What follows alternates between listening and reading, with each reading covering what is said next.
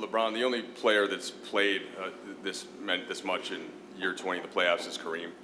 Just wondered, and at the level that he was then, how were you able to put this together to respond to Game 5? Where did that start mentally, and then when did you start to feel that swell with your teammates as well on the court tonight? Probably when we landed back in LA after Game 5. The whole thing on my mind was how much rest I can get. Going from that Game 4 where we expended a lot of energy in that game and then had to leave the very next morning and trying to bounce back to Game 5. It was tough on our whole ball club, including myself. And from the moment that we landed here after Game 5, all I was thinking about was just trying to sleep as much as I could, rest as much as I could, make sure my body was get my treatment and my rehab and things of that nature, but staying off my feet as much as possible coming into tonight. And felt pretty good when I woke up this morning. I felt excellent, actually, this morning, and the reason I was here so early, too. But it was a good bounce back for us, a big-time game for us, and, we fed off our fans once again, and, it's great for us to be able to give back to them like they gave to us tonight. If we can keep our questions to one, please, so I can try and get as many people questions as possible, that would be great. We'll go with Dave.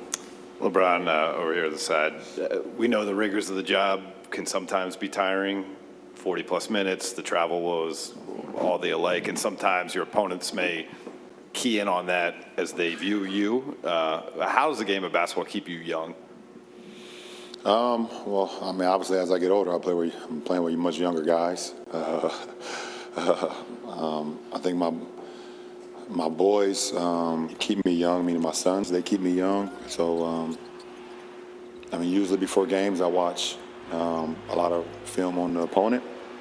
But my son Bryce actually had an AAU game, EYBL game in Phoenix tonight. So up until probably about 45 minutes on the clock, I was watching his game.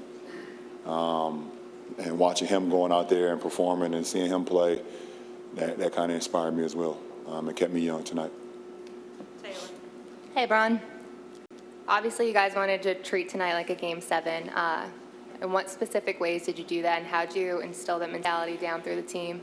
No, it was definitely a Game 7 mentality for us. We understood that we had an opportunity to play in front of our fans, and we want to try to end it tonight. We came out with a disposition, with a next play mentality, and even when we made mistakes, we brushed it off right away and moved on to the next play. So I just think from the start of the game, we was just locked in on our game plan, and all the way till the final seconds of the game. Dan. LeBron, when you signed with this team in 2018, you talked about moments and stuff like that and the opportunity to have these special moments here, but all sorts of circumstances kept a lot of those from happening, injuries, COVID, no crowds, et cetera.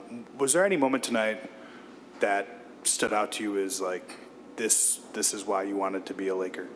I just wanted to be a part of a historical franchise when I decided to come here and be able to just change the narrative of what the franchise has been going through before I got here for a few years. Obviously this franchise is known for winning championships and winning big and playing in big games and being a part of the postseason and the fans coming out and having an opportunity to be a part of that. So,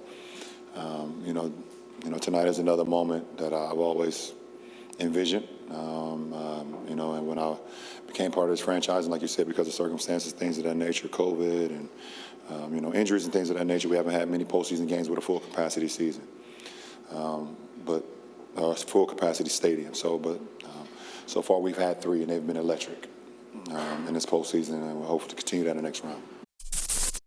Thank you for watching ESPN on YouTube. For live streaming sports and premium content, subscribe to ESPN+.